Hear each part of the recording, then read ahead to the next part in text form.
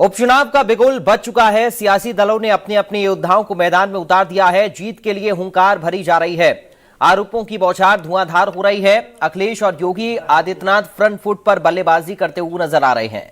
दोनों ही नेताओं के सामने उपचुनाव में महाविजय की दरकार है। इसलिए आज इंडिया न्यूज उत्तर प्रदेश उत्तराखंड कह रहा है, टीपू वर्सेस महाराज, उपचुनाव में किसका होगा राज।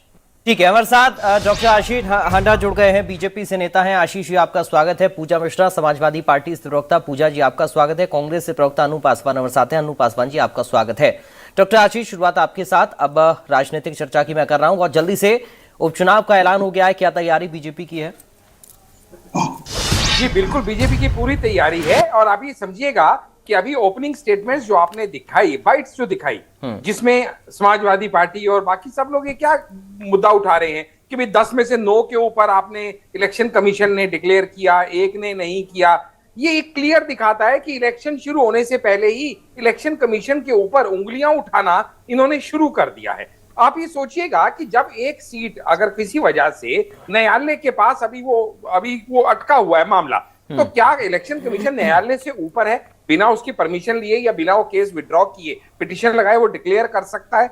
यानी कॉन्स्टिट्यूशनल क्राइसिस क्रिएट करने में चाहे कांग्रेस हो चाहे समाजवादी पार्टी हो, ये दोनों एक दूसरे के सिरा हैं। बड़ा इंटरेस्टिंग लगता है देख के जब सुनने में आता है कि ये दोनों लड़के फिर इकट्ठे होने के कगार पे खड़े हैं। अखिलेश यादव और कांग्रेस के बीच में, राहुल गांधी के बीच में समझौता होगा, ऐसा सुनने में आ रहा है। लेकिन मुझे तो ऐसा नहीं लगता। अगर समझौता होना होता तो कांग्रेस के साथ बैठ के डिस्कस होता कि कितनी सीटें कांग्रेस को और कितनी समाजवादी पार्टी को। यहाँ तो समाजवादी पार्टी कहती है भैया मैं तो 6 पे कैंडिडेट उतार चुकी, अब तुम्हें भीख में ये दे रही हूं 3-4 सीट, लेनी है ले लो, नहीं तो भागो यहां से। इसको समझौता कहते हैं, इसको अलायंस कहते हैं। ये इंडिया अलायंस है या ये अखिलेश यादव की मनमानी है? अच्छा, मनमानी भी क्यों ना हो, तो राहुल गांधी ने, कांग्रेस ने उनके साथ किया हिमाचल में, हरियाणा में। अब वो उनको कांग्रेस को आईना दिखाने का टाइम तो है, लेकिन ये कैसा गठजोड़ है जहां एक दूसरे की धोती खोलने को तैयार बैठे हैं दोनों, ये देखना हमारे लिए बड़ा इंटरेस्टिंग है। चलिए, मैं आशीष जी, दोनों तो कह रही हैं कि सब कुछ ठीक है और हम मिलकर ही चल रहे हैं। आपको बड़ी आशंका है, ऐसा क्यों सर? मैं बता रहा हूं, मेरी दोनों बहनें जो यहाँ पे उपस्थित हैं वो सबज ख्वाब बुनना चाह रही हैं। मैं उनके ऑप्टिमिज्म को नमस्कार करता हूं, सलाम करता हूं, लेकिन ग्राउंड रियलिटी इससे बिल्कुल विपरीत है।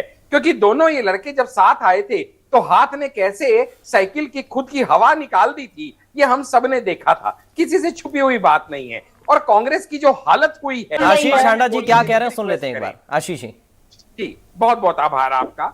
जी, मैं सिर्फ ये कहना चाह रहा हूं, इनको मिर्ची लगना बिल्कुल जायज है मेरी बहन को, इसलिए क्योंकि हरियाणा में जो कांग्रेस की दुर्गति हुई उसके बाद जिस तरह से इनके एलाइज ने इनसे पल्ला झाड़ना शुरू कर दिया, फिर चाहे वो समाजवादी पार्टी हो या फिर दिल्ली में आम आदमी पार्टी हो, इन्होंने अपने यहाँ कह दिया भाई हम तो अपना बोरिया बिस्तर अलग कर रहे हैं। दिल्ली का भी हमने हाल देखा। दिल्ली में भी इन्होंने कहा था लोकसभा इलेक्शन में कि हम 4 और 3 के फॉर्मूले पे लड़ेंगे, एक दूसरे को सपोर्ट करेंगे। अल्टीमेटली सपोर्ट किसने किसको किया, एक दूसरे पे ठीकरा फोड़ने पे आ गए कि ये बीजेपी की बी टीम है और ये बीजेपी की बी टीम है। सही में इसमें आपस में कोई समन्वय है नहीं। जो सच्ची बात है वो तो ये है। और दूसरी सबसे बड़ी बात आप समझिएगा, अपनी बारी में बोले पूजा जी, अच्छा लगेगा, मुझे भी आपकी बात समझ में आएगी और व्यूअर्स को भी। बहुत बहुत आभार आपका जी।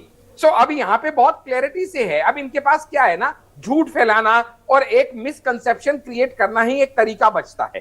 हर इलेक्शन में ये यही करने का प्रयास करते हैं, लेकिन ये समझ नहीं पा रहे हैं। समाजवादी पार्टी तो समझ गई है कि कांग्रेस जो अपने आप को बिग ब्रदर समझती है, असल में उसको आईना दिखाने का टाइम आ गया है। जब बात करनी होती तो अपने कैंडिडेट उतारने से पहले बात करते। ये बहुत क्लियर है। उन्होंने तो अपना दाव चल दिया, भाई हम तो 10 में से 6 उतार रहे हैं, अब तुम्हारी मर्जी है, साथ। ठीक है सर, क्योंकि अभी वक्त मुझे इतनी इजाजत दे रहा है, इसलिए बहुत शुक्रिया आप चारों का करूंगा। अजीत जी आपका शुक्रिया, डॉक्टर आशीष आपका शुक्रिया, पूजा मिश्रा जी आपका शुक्रिया, अनु पासवान जी आपका शुक्रिया हमारे साथ इस चर्चा का हिस्सा बनने के लिए।